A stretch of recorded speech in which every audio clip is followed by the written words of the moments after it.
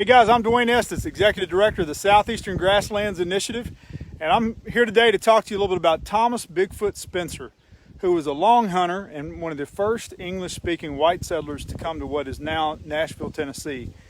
And rumor has it, or legend has it, that Thomas Bigfoot Spencer lived in a tree when he first got here. He lived in a big sycamore tree, probably somewhere to the north of Nashville, and that was by all accounts, was probably a tree that was about 35 to 40 feet in circumference. A lot of the sycamores were really, really large. And so one of the other things that's kind of neat is what brought Thomas Bigfoot Spencer to the Nashville area. Well, at that time, we're talking about the 1770s and possibly even as early as the 1760s, they were attracted by herds of bison and elk that were grazing in open woodlands and meadows here in the Nashville area.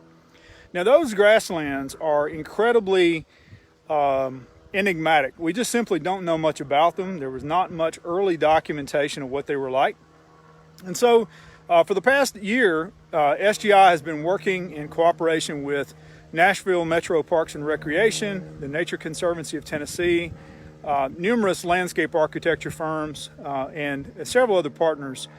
And part of what we're doing is documenting the flora and ecology of the 900-acre Ravenwood Park. It's also called Stones River Bend Park, which is about 3 or 4 miles east of downtown Nashville.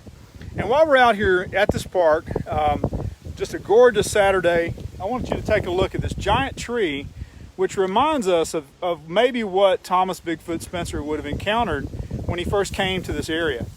So this is actually a pretty large tree that's probably, if I had to guess, maybe 16 to 17, 18 feet in circumference. It has a diameter at the base that's probably close to, 7 or 8 feet perhaps. And there's 2 large trunks, and in the middle is a cavity, and I'll show you what that looks like. And this tree is pretty neat in that it is a white basswood, and hopefully there's no critters in here, although that would be kind of cool. But check that out. Can't you just imagine it's 1770s? And by the way, the winter of 1780 was one of the coldest on record. The Cumberland River actually froze solid, and so when some of the first settlers got to this region in the winter of 1779 and 1780, it was just absolutely frigid. Lots of livestock perished because of the cold. But can't you just imagine in a tree a little bit bigger than this? This is probably only 4 feet in diameter on the interior.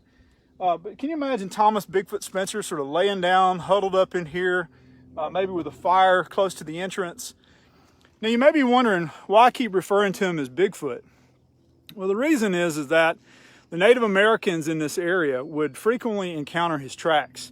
And apparently they were very large for people of that day. And they were actually scared and thinking that there was a giant who lived in their midst. Now, Thomas Bigfoot Spencer was later killed by Native Americans when he was traveling from Middle Tennessee back towards North Carolina. And if you're familiar with the region just west of Knoxville called Crab Orchard, that was where the old road used to lead from Knoxville to Nashville, the old Walton Road.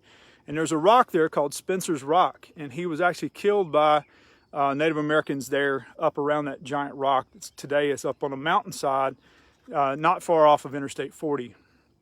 Now, so back to these meadows that Spencer would have been hunting in, other long hunters were attracted to this area, like Caspar Mansker. Today we have Mansker Station, which is a historic fort located up in the Goodlettsville, Tennessee area. There was Isaac and Anthony Bledsoe, who lived up at Bledsoe's Lick in Sumner County, Tennessee. And the stories they told of when they first got here, these amazing bison herds, hundreds of buffalo congregating in these open meadows and licking the salt and getting nutrients from that, it's just truly magical. But how many of us today reflect on those types of old stories? And how many of us are telling those stories to our children and to people who are in schools? So it's important to connect cultural history as it's happened to the landscape history. You know, the reason that these people came, these settlers came to what is now Nashville, is they were attracted by an abundance of land, particularly land that was very fertile and land that supported a lot of game. And those game were being drawn to these open meadows and open woodlands. So there's a lot about Nashville's history that the Southeastern Grasslands Initiative is very interested in, to telling that story of merging those cultural and natural history stories together. And so we're going to try to do that here with our project at Stones River Bend Park. And hopefully in the next few months and year, we'll be coming forth with more of those kinds of stories, and hopefully you guys will enjoy that. In the meantime, appreciate your time as always. Continue to follow us on Facebook. Check out our video at segrasslands.org/video. It has a nice 15-minute mini documentary there.